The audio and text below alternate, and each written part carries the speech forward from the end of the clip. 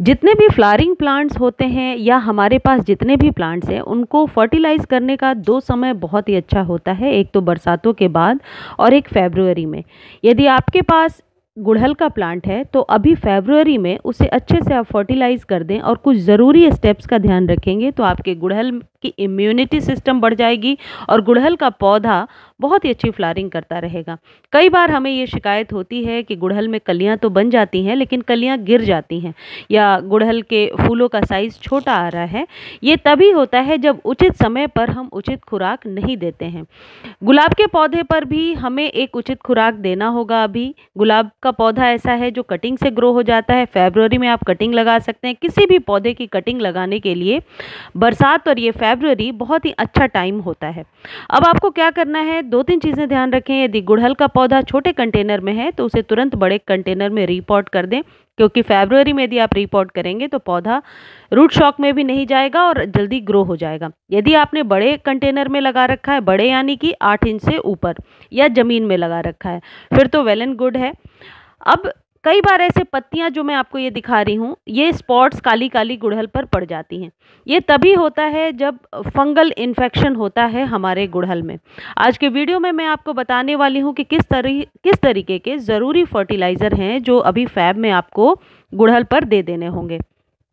सबसे पहले गुड़हल के प्लांट को आप ये चेक कर लें कि कहीं रूट बाउंड तो नहीं है, क्योंकि गुड़हल अपनी जड़ों का विस्तार बहुत जल्दी करता है।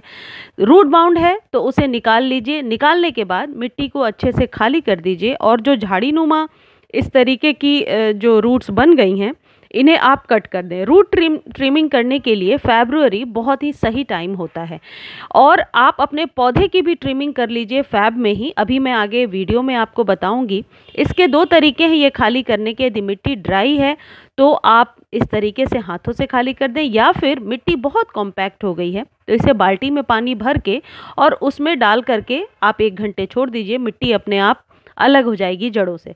फिर जो जड़ें आपको दिखती हैं कि ये झाड़ीनुमा जड़ें फैली हुई हैं, सिर्फ मोटी मोटी जो जड़ें हैं उन्हें आपको नहीं कट करना है। ये झाड़ीनुमा जड़ों को आप कट कर दीजिए। कट करने के बाद इसे धूप में रख दीजिए।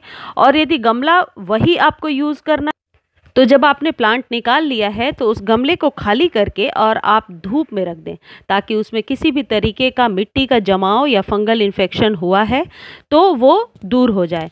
क्योंकि जब जड़ें इतनी भर जाती हैं तो जो कुछ भी आप न्यूट्रिशियस चीज़ें या फर्टिलाइजेशन ऊपर से करते हो वो रूट तक नहीं पहुंचती। ऐसे में हमें लगता है कि हम अच्छे से फर्टिलाइज तो कर रहे हैं लेकिन हमारा पौधा ग्रो नहीं हो रहा है। अब जब 2-3 घंटे आपने धूप में रख दिया, वो कुछ इस तरीके का नज़र आएगा। अब ये 12 इंच का यदि कंटेनर है तो मैं नीचे से 4 इंच इसे मिट्टी भर के और फिर इसे रखूँगी। उसके ऊपर से या तो आप मिट्टी में मिला लीजिए नीम खली और 2 मुट्ठी गोबर की खाद। ये बहुत ही ज़रूरी चीज़ है जो आपके पास यदि कोई भी फर्टिलाइज़र नहीं है तो ये आप ज़रूर अपने गुड़हल को देंगे। जो सड़ी हुई गोबर की खाद है वो भी दे सकते हैं, वर्मी कंपोस्ट भी दे सकते हैं, किसी भी प्रकार का कंपोस्ट जो आपके पास है वो दे सकते हैं। जब हम पौधे को रीपॉट करते हैं और कंपोस्ट डालते हैं तो पौधे में नाइट्रोजन की कमी को वो कंपोस्ट पूरा करता है, जड़ों का विस्तार भी करता है, पत्तियां भी लश ग्रीन होती हैं। ये है stone dust. Stone dust calcium का एक बहुत अच्छा स्रोत होता है। ये नर्सरी पर आपको आसानी से मिल जाएगा। स्टोन डस्ट से पौधे को मजबूती मिलती है। ठीक वैसे ही काम करता है जो कैल्शियम हमारे शरीर में काम करता है। यह है डीएपी। डीएपी पौधे के जड़ों के विस्तार में मदद करता है। ये केमिकल है। यदि ऑर्गेनिक डीएपी आप बनाना चाहते हैं तो मेरे दूसरे चैनल पर उसका वीडियो है, मैं लिंक दे दूंगी अभी आपको कमेंट सेक्शन में, आप देख लेना।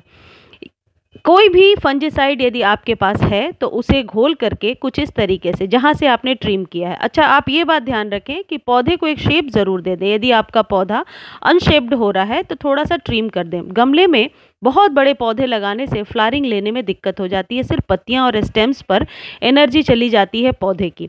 थोड़ा छोटा कर दें और जहाँ से कट किया है वहाँ पर आप हल्दी लगा दें, या फिर कोई भी आपके पास फंजीसाइड है तो लगा दीजिए। और जो फंजीसाइड बच गया है उसे पानी में घोलिए और उसी से डाल दीजिए, यानी कि 1 चम्मच फंजीसाइड से आपका काम हो जाएगा। इस तरीके से डाल दीजिए और धूप में रख दीजिए। ये एक कंप्लीट ट्रीटमेंट आपके गुड़हल के लिए हो गया। अब गुड़हल में 15 से 20 दिनों में जहाँ से आपने कट किया है वहाँ से नए शूट्स निकलेंगे, गुड़हल बहुत बुशियर हो जाएगा और फ्लावरिंग भी अच्छी होने लगेगी। गुड़हल के पौधे पर हर एक महीने आपको 2-3 मुट्ठी कंपोस्ट ज़रूर डालना होता है। यदि सड़े हुए गोबर की खाद है आप वो डालते हैं तो आपका पौधा कभी बीमार नहीं होगा और फ्लावरिंग हमेशा अच्छी करता रहेगा। गुड़हल पर अक्सर मिलीबग्स वगैरह की प्रॉब्लम होती है। मैं time to time videos share करती रहती हूँ कि किस तरीके से ऑर्गेनिक तरीके से आप कीटनाशक घर में बना सकते हैं। धन्यवाद।